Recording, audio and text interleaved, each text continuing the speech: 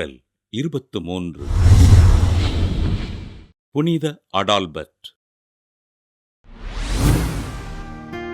பொஹேமியாவின் இளவரசரான ஸ்லாவனி ஸ்டோராசிஸ்லாவா பெற்றோருக்கு கிபி 956 பிறந்தார் அடால்பர்ட். சிறுவயது முதலே அறிவு கூர்மையோடு விளங்கிய இவர் மேக்டர்பர்க் மறைமாவட்ட ஆயர் அடால்பர்ட்டிடம் கல்வி பயின்று ஆன்மீக வாழ்வில் வளர்ந்தார்.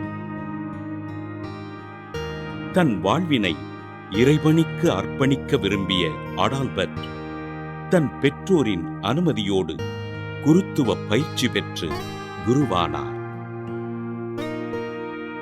மக்களிடம் நெருங்கிய உறவு கொண்டு ஆண்டவரின் பணிகளைச் செய்த அருட்தந்தை அடால்பர்ட் கிபி 982 பிப்ரவரி 10 பிராக் மறைமாவட்ட ஆயராக திருநிலைப்படுத்தப்பட்டார்.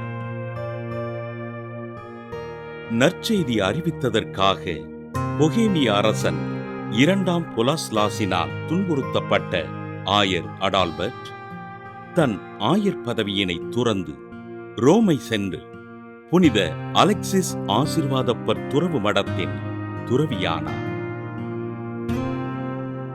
மக்களுக்கு ஆண்டவரின் நற்செய்தியினை அறிவிப்பதில் ஆர்வம் கொண்ட அடால்பர்ட் திருத்தந்தையின் அனுமதி பெற்று பொமெரேனியா, போலந்து, ஹங்கேரி போன்ற நாடுகளில் ஆண்டவரின் பணிகளை மேற்கொண்டார்.